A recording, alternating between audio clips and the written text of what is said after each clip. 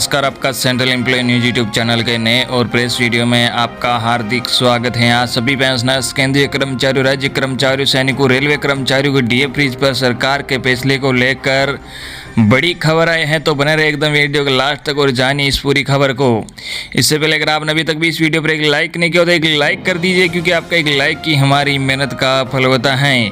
वही चैनल को भी फ्री में सब्सक्राइब नहीं किया, सब्सक्राइब कर लीजिए ताकि आगे भी आपको कर्मचारियों व पेंशनर से संबंधित लेटेस्ट से लेटेस्ट न्यूज़ देखने को मिलती रहे। दोस्तों, डीए की न्यूज़ को जानने से पहले प्रधानमंत्री नरेंद्र मोदी से सभी देशवासियों के लिए बड़ी खबर आई है जो आपको जानना बहुत ही जरूरी है।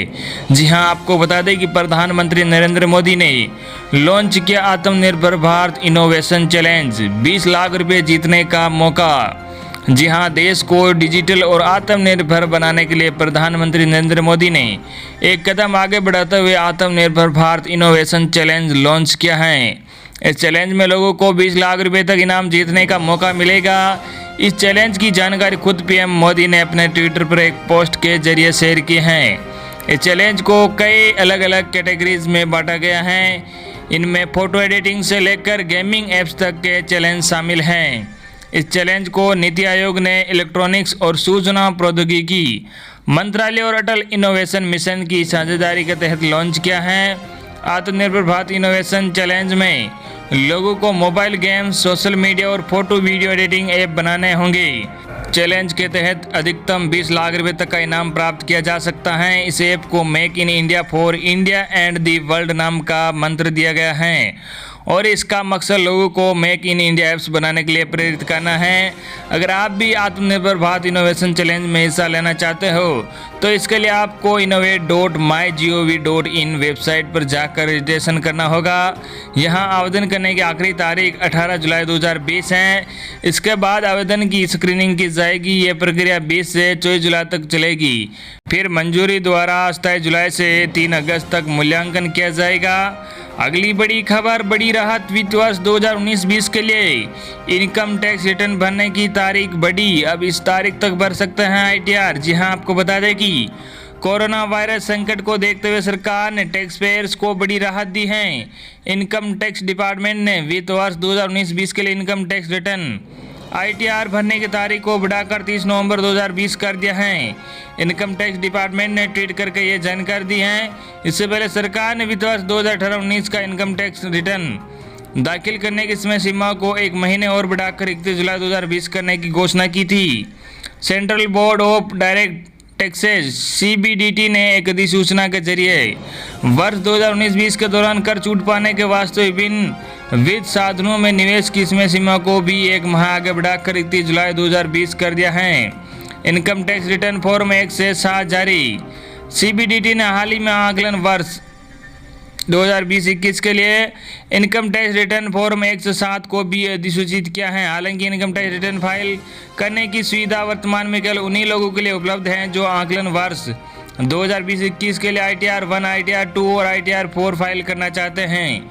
इनकम टैक्स विभाग ने बताया कि आकलन वर्ष 2020-21 के लिए आईटीआर 1, आईटीआर 2 और आईटीआर 4 ई फाइलिंग के लिए उपलब्ध हैं, जिसे एक्सेल या जावा यूटिलिटी के डाउनलोड किया जा सकता है और दूसरे आईटीआर जल्द उपलब्ध होंगे। 20 लाख टैक्स पेयर्स को जारी हुआ 62,000 करोड़ रुपए का रिफंड। जी हां, इनकम टैक्स डिपार्टमेंट ने 8 अप्रैल से 30 जून के दौरान 20 लाख से अधिक करदाताओं को 62,361 करोड़ रुपए का कर रिफंड जारी किया है। इसमें से 19 लाख 7,000 करदाताओं को 23,453 करोड़ रुपए का व्यक्तिगत आयकर रिफंड जारी किया गया है। वही इस अवधि में 1,36,000 कारपोरेट करदाताओं को 38,908 करोड़ रुपए का रिफंड जारी किया गया है।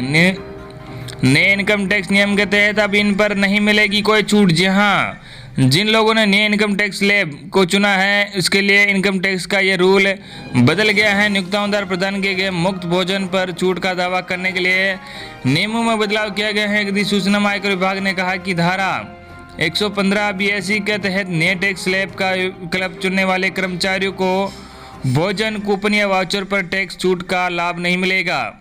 अगली बड़ी खबर, कोरोना संकट के बीच इन कर्मचारियों की चमकी किस्मत, सैलरी में हुई बम्पर बढ़ोतरी। जी हां, आपको बता दें कि कोरोना संकट के बीच राजस्थान में सहकारी बैंकों के अधिकारियों और कर्मचारियों के प्रोबेशन वेतन में दोगुने तक की बढ़ोतरी की गई है।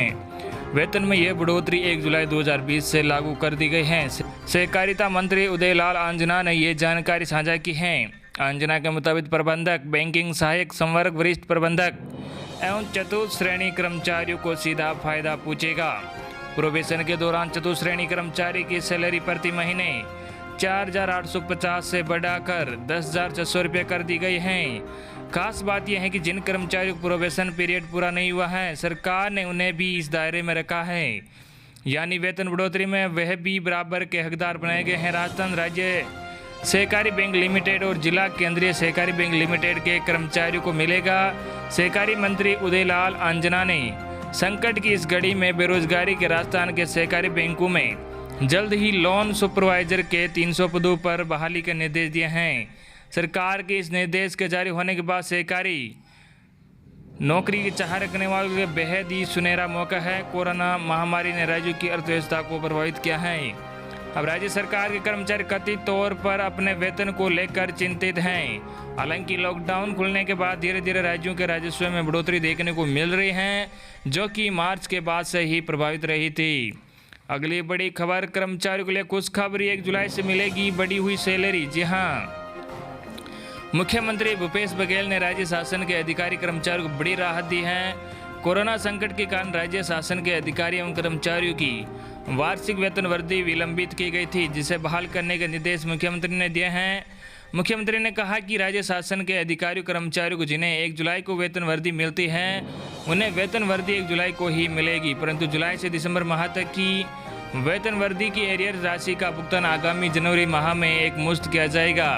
इसी प्रकार जिन अधिकारी कर्मचारियों की वेतन वृद्धि 1 जनवरी से लगती हैं, उनको 1 जनवरी को ही वेतन वृद्धि मिलेगी और उनका एरियर राशि का भुगतान 6 माह बाद आगामी जुलाई माह में किया जाएगा। गौरतलब है कि कोरोना संकट काल में राज्य की वित्तीय व्यवस्था को देखते हुए वित्त विभाग द्वारा अधिकारी कर्मचारियों की वार्षिक वेतन वृद्धि को आगामी आदेश तक विलंबित किया गया था। मुख्यमंत्री बघेल ने आज यहां उनके निवास कार्यकाल में छत्तीसगढ़ कर्मचारी अधिकारी फेडरेशन के प्रतिनिधिमंडल ने प्रांतीय संयोजक कमल वर्मा के नेतृत्व में सौजन्य मुलाकात की और उनसे अधिकारी कर्मचारियों को निर्धारित तिथि पर वेतन वृद्धि देने का आग्रह किया।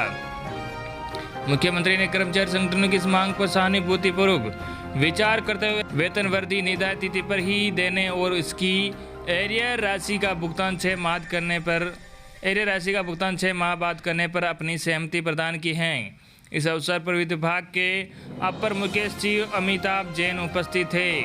अगली बड़ी खबर फेडरेशन महामंत्री शिव गोपाल मिश्रा जी की रक्षा मंत्री जी से मुलाकात। जी हाँ, महामंत्री ने रखी डीए बहाल रखने की मांग।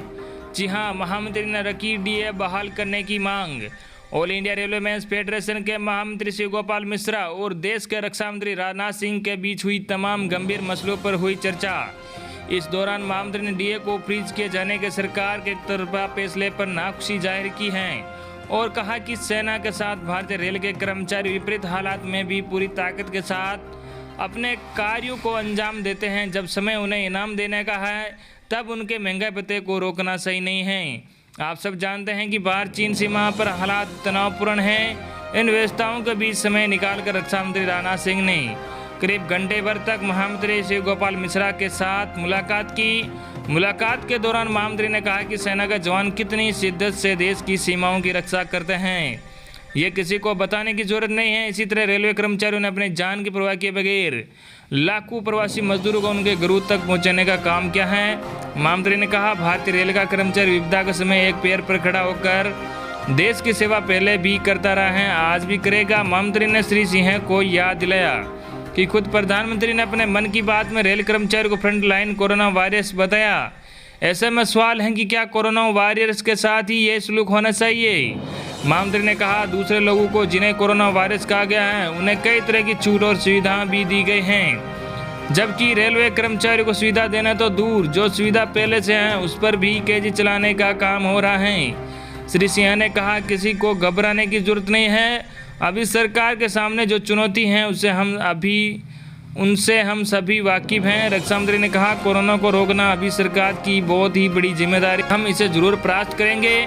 कोरोना काल में रेलवे कर्मचारियों ने जिस जिम्मेदारी के साथ काम किया है और कह रहे हैं उसे पूरा देश देख रहा है और समझ भी रहा है। रक्षा मंत्री ने कहा कि मेरी कोशिश होगी कि प्रधानमंत्री और वित्त मंत्री के साथ ARF की मीटिंग हो, जिससे हर समस्या सार्थक समाधान निकल सके, क्योंकि दिल्ली में अभी कोरोना का कहर जारी, इसलिए हमें थोड़ा इंतज़ार करना होगा।